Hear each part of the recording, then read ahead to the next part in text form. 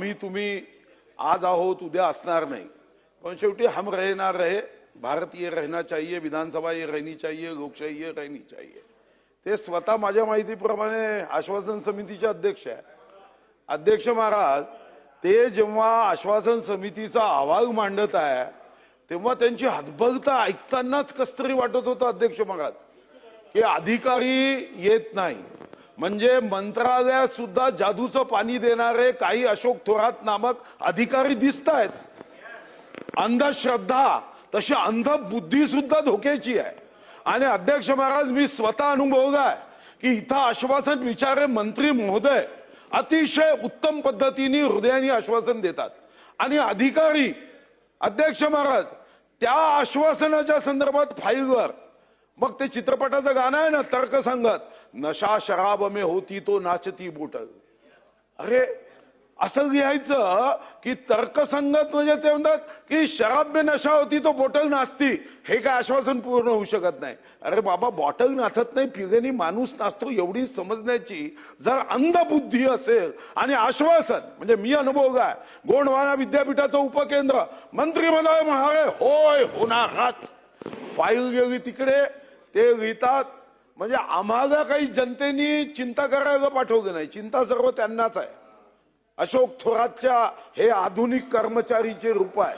म्हणून अध्यक्ष महाराज ही गंभीरता आहे। माझी आपल्याला विनंती आहे अध्यक्ष महाराज की सन्माननीय अध्यक्ष आश्वासन समिती आणि इथंच नाही, आता एक नवीन पद्धत आली तुमच्या लक्षात आणून देतो।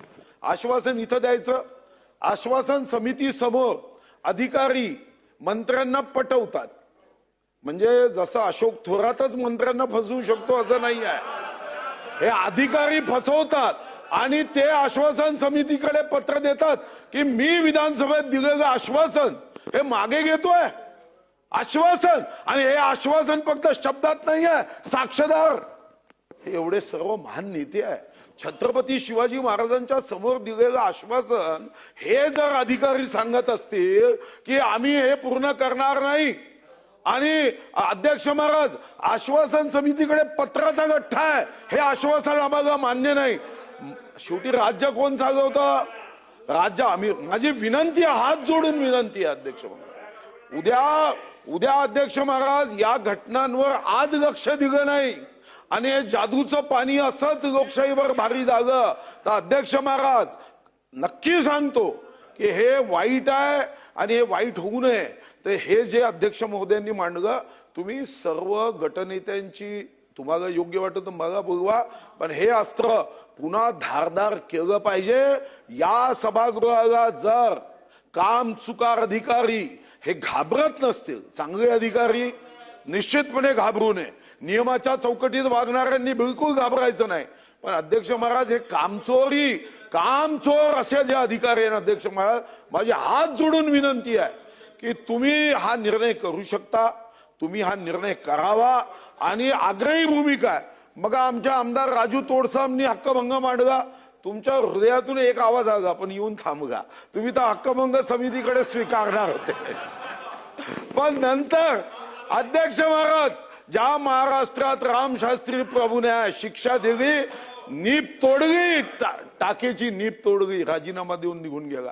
आमची विनंती आहे अध्यक्षांना पण सोडणार नाही का? नाही, तुम्ही फक्त नीप तोडा एवढी आमची इच्छा आहे, एवढीच हात जोडून विनंती आहे की हा विषय गंभीरतेने घ्या, नाही तर या सभागृहाच्या कामकाजामध्ये आत्म्या विना शरीर, इंजिन विना गाडी, पेट्रोल विना स्कूटर अशी आमची अवस्था। सन्मान्य सदस्य सुधीर भाऊ मुनगंटीवार साहेबांनी आज आश्वासन समितीच्या कामकाजासंदर्भात जी भावना व्यक्त केलेली आहे ती खरोखरच अत्यंत गंभीर आहे।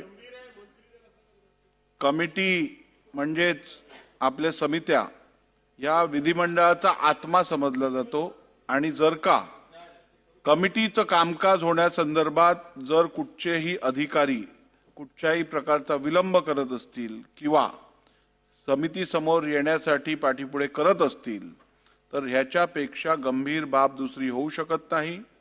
एका अर्थाने असं करून आपण विधिमंडळाचं सार्वभौम्यता कॉम्प्रोमाइज करण्याचं काम करत आहात, हे मुळीच सहन केलं जाणार नाही।